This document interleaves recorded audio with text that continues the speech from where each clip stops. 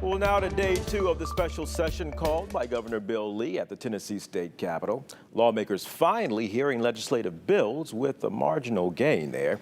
This afternoon, 3 bills advanced out of Senate committee for a full floor vote later this week.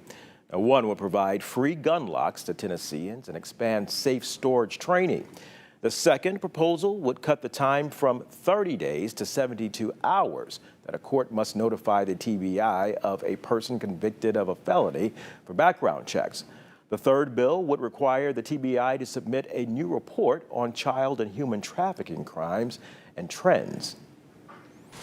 Well, protesters removed from the committee meetings at the state capitol today as state lawmakers worked through more than 200 bills.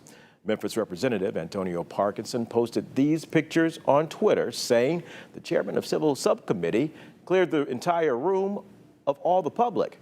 Parents of Covenant School, the scene of a deadly shooting earlier this year among the protesters, holding paper signs and clapping there. According to the rules for the special session established Monday, no signs or flags are allowed on the House floor or in committee hearings. Well, meanwhile, activists are worried nothing will get done in this session at all.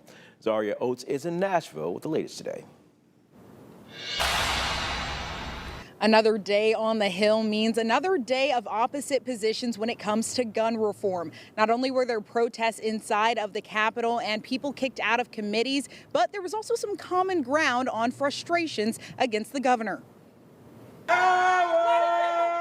This week, the Capitol isn't just Democrat versus Republicans. It's become Democrats versus Republicans versus Governor Bill Lee. The red flag law that Bill Lee has proposed is ridiculous. We're just so disappointed that at this point, the governor's call for this special session has so limited what they're going to consider and vote on as to be meaningless. And the blame doesn't stop there. The Republican Party have not only changed the rules, they have closed committees after hearing only a few bills, and it is hurting and stifling our ability to protect our kids. With positivity quickly fading from Memphis-based Democrats. It's going to be an uphill battle. You know, the word out there is that the Senate is not going to hear a lot of the bills that are coming from the House. We're here fighting. We're never going to stop doing that. I'm always going to have hope, but I just don't think that we're going to see the success we'd like, and really I don't think we're going to meet the needs that the people want us to meet. While fighting crime is a nonpartisan issue, the difficulty in passing legislation comes in how each party wants to tackle it. Automatic transfer for juveniles.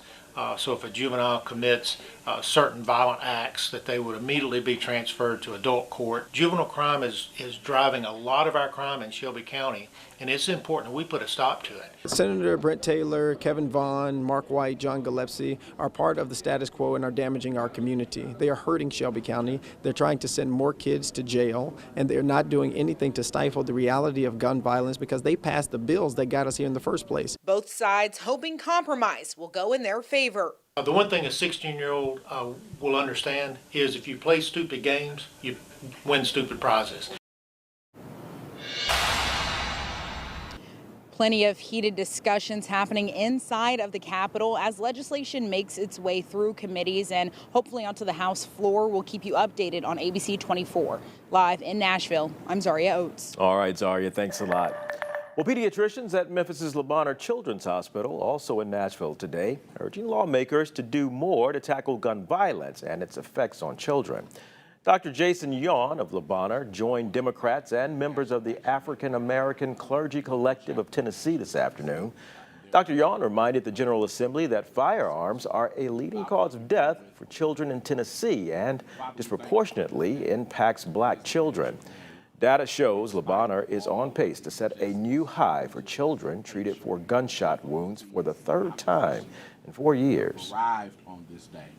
We can treat the scrapes and bruises and so much more. But in 2023, too often as pediatricians, we're left helpless because we can't treat tiny bodies that have been ravaged by gunfire.